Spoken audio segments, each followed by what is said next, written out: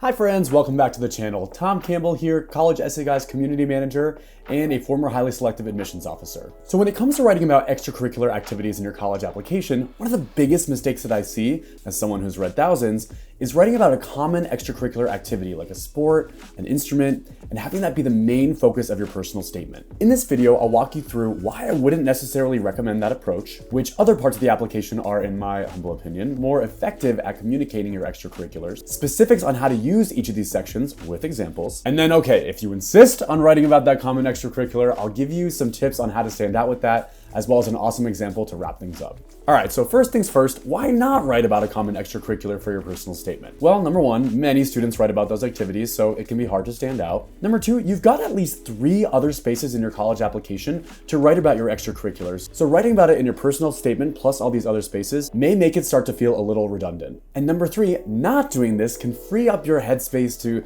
brainstorm more creative and original alternate personal statement topics that can be A, more creative, B, less common, and potentially C, more insightful and heartfelt. All right, so let's go through the 3 other spaces in the application that are arguably better places to talk about your extracurriculars. Number 1, the activities list, which is kind of a given. What it is, basically your brag sheet. A place to list any of the ways that you spend your time outside of class beyond like basic human functions like sleeping, eating, etc. Anything you've done over 4 years of high school, yes, including those 4 French club meetings you went to in 9th grade, but then you stopped because the escargot taste test scarred you for life, are all fair game, including shorter experiences like summer programs or spring break service trips. Still not sure what counts as an extracurricular? Here's a comprehensive list of all of the extracurricular activity categories that are listed on the common application. I'll leave it up for a second.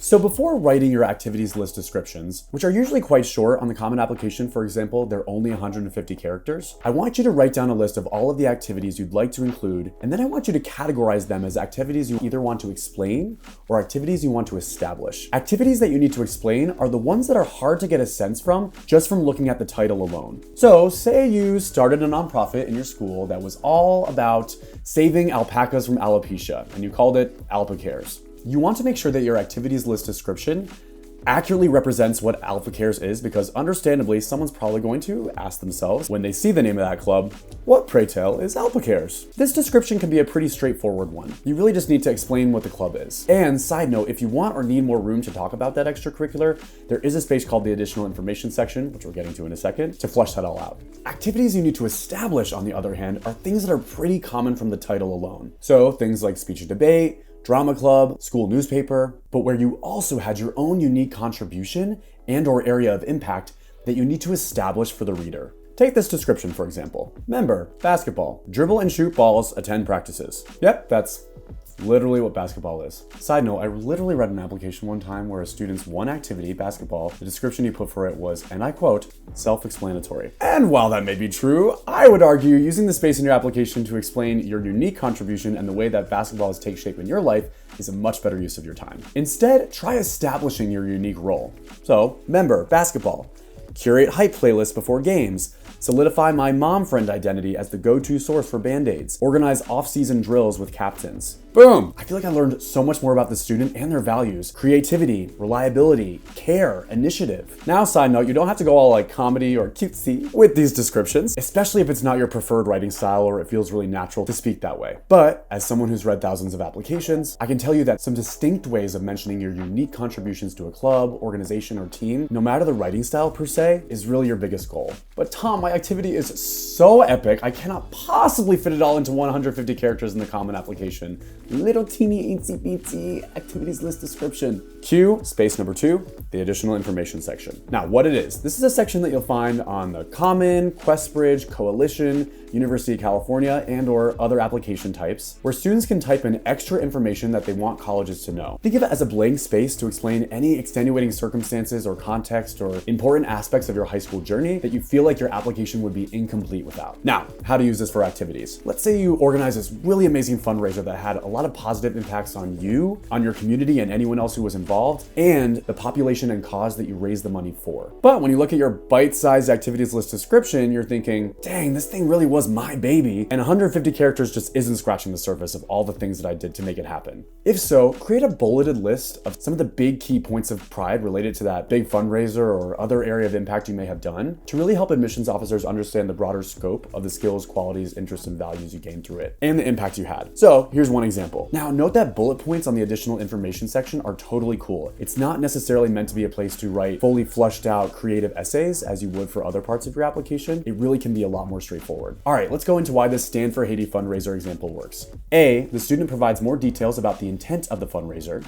B, the student clarifies their role and the intentionality behind their methods. For example, that bullet point about interviewing various NGO leaders to better understand what her and her team could do to make the biggest impact. And C, the student shows the ripple effect of their efforts, aka impact. Now, side note, I'm not recommending that you do this all too well 10-minute version expanded description for every single activity in your additional information section. Why? Because admissions officers, speaking from experience, have a lot to read through, and they're usually most eager to hear you elaborate on activities that showcase the two I's, initiative and impact. Asking yourself if there's maybe one or two activities that most represent these two I's for you can also help provide you a little bit of relief of knowing that the amazing work that you've done as a high school student isn't going to go unnoticed, especially the things that you are the most proud of. Speaking of things you're proud of, let's say there's something that you spent so much time on and you're like, this will really help me stand out. And you see a supplemental college-specific essay prompt that's a perfect fit for that topic, then use space number 3, supplemental essays. Now, side note, examples of these college-specific essays can be found at this link below. It's pretty much the one link to rule them all, and it's pretty amazing if you haven't been on it. There are guides and hundreds of examples for supplemental essays that are asked by over 80 different colleges, including broader guides on why us essays, community essays, why major essays, diversity and lived experience essays, and more.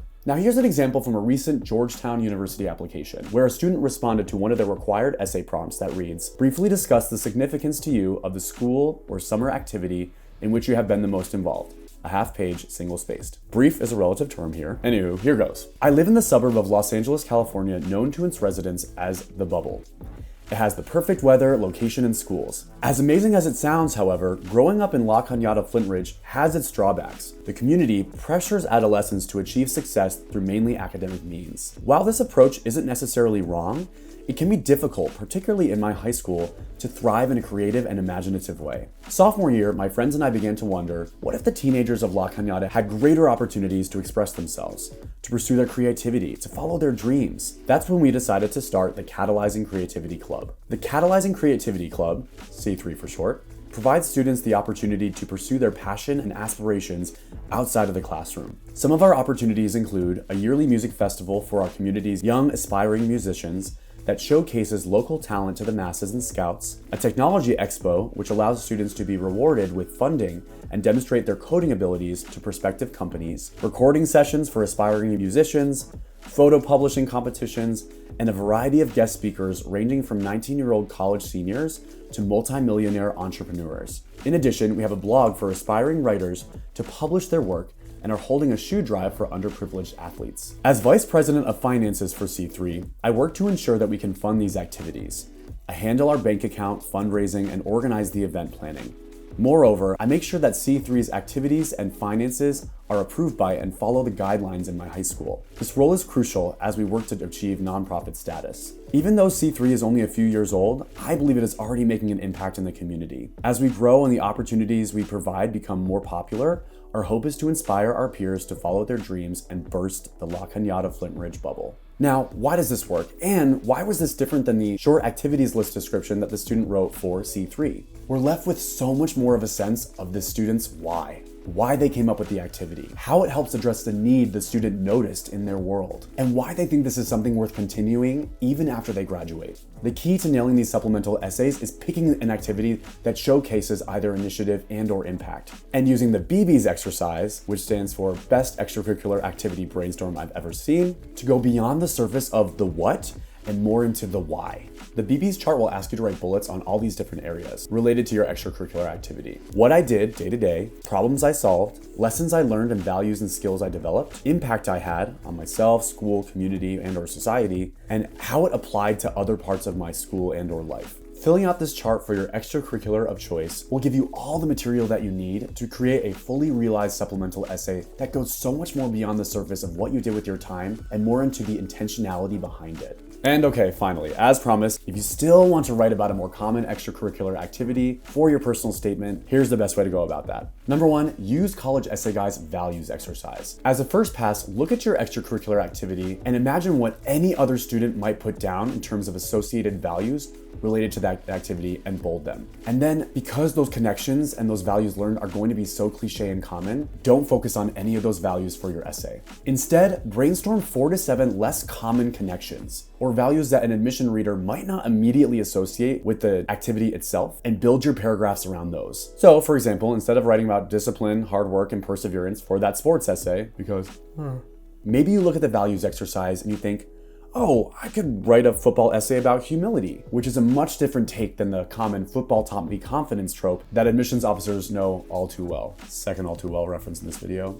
still never gets old. Or another example, my I Love STEM club taught me about spirituality, which is surprising because science is often seen as contradictory to a lot of concepts in faith traditions, like creation stories. Consider this, the main ingredient for your personal statement isn't actually your topic material alone. It's the values you choose to showcase and focus on.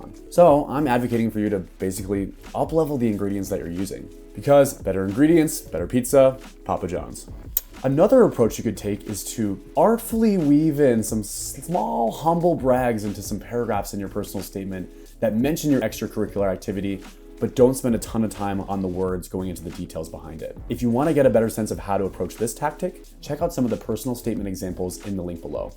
Now, if you're hungry for more tips, check out some of our online courses at College Essay Guy. They're all linked below, and they're all pay what you can, so there's no financial barrier to join. If you're not sure if your current personal statement topic is doing its job, and you want to maybe brainstorm some new ideas, our free guide to the personal statement, also linked below, will help you do that. And lastly, at College Essay Guy, every year we offer free and paid opportunities for one-on-one essay and application support, and that's really the best chance to get your individual questions answered and to have an experienced thought partner, someone like myself, to bounce ideas off of. Hit us up if you're interested. All right, friends, keep sourcing those better ingredients and keep cooking up some masterpieces.